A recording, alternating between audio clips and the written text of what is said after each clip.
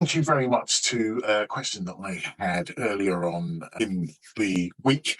I'm going to be talking about how do you know what to post on social media? It's a question I get a lot, and I'm sure you either think it a lot or you get it a lot yourself if you're in the social media business. For me, there's loads of things to talk about. One of the things I kind of struggle with, some of you will know, is the fact that I've got ADD, and some of you will understand that that's the ADHD without the hyperactivity thing. Anyway, moving on, is how do you know what to post about? So I'm grateful for the question. Can't believe this person's the only person that thinks this, but let me give you my thoughts on that. The first thing is, number one, is whatever you post, it should always be with your audience in mind, with your target market in mind. And it kind of starts and stops there. Once you've got to that point, so posting with your target audience in mind, job number one. What is the second point is what is your domain of expertise, your authority, if you like? What do you believe that you have the right to talk about, that you could be considered an expert in? Yeah, what is that? For me, my domain expertise, I believe, is in sales and business to business sales specifically. So that's a subject that you will find me talking about an awful lot because I believe nothing happens until somebody sells something. So that's my domain expertise. But you can have a domain expertise in anything. It could be sales, it could be HR, it could be tech. But how does your business, how does your domain expertise, what does that mean for your clients? And it can only mean two things, frankly, which is how do you help them sell more stuff or how do you help them decrease costs?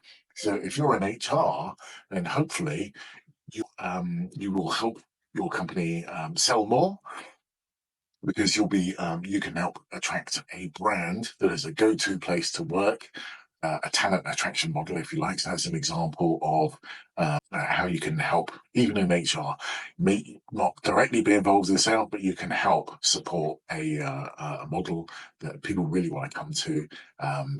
Makes you a talent attracted model, and you can even build up a bank of talent to recruit when you get the headcount.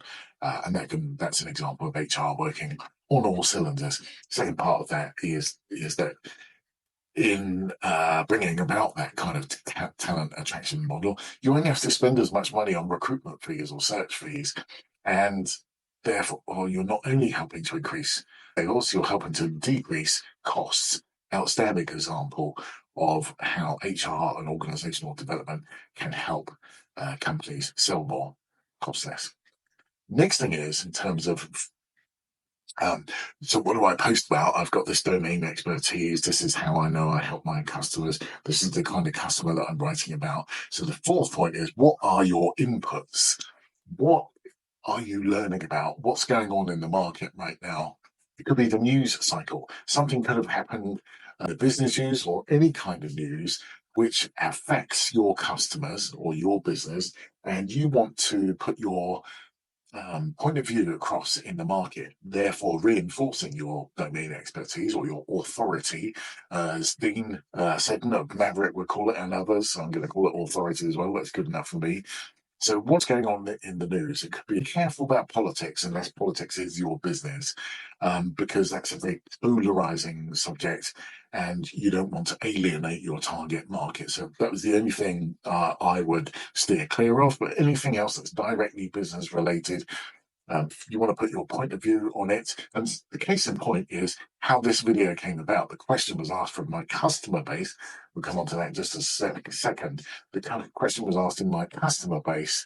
How do I find something to talk about? And so it won't surprise you that I'm talking to my customer base and prospective customer base all the time because I want to be at the front line. I want to know what's going on in their minds because if I know that, it keeps me current, keeps me fresh, keeps me energized, and then perhaps I can help them sort that question that they've got out, and again help them sell more stuff, which is increased sales. That's where I want to be with my customers.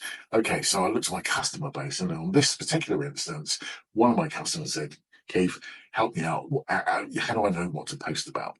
So how the fifth of that, fifth part of that, is to try and create a content calendar in line with your sales and marketing strategy, which supports, reinforces, underpins all those words, your sales and marketing strategy.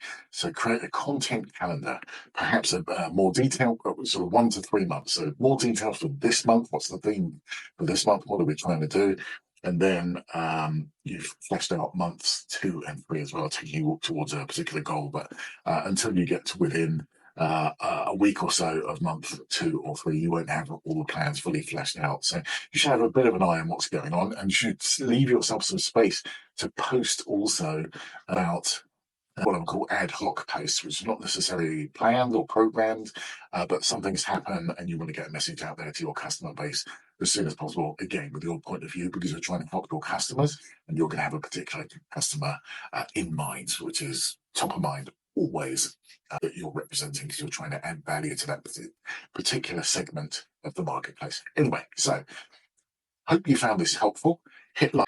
Give me a comment. What do you think? What do you use to inform your social media program to talk about? Let me know in the comments below, or send me a direct message. And is there anything that you want me to talk about that's kind of sales related? I'd love to know the answer to that. But in the meantime, thank you for watching. Subscribe to my channel. Excuse me. You'll find the comments in below, the link to the channel, and have a brilliant rest of the day. Thanks very much. Cheers.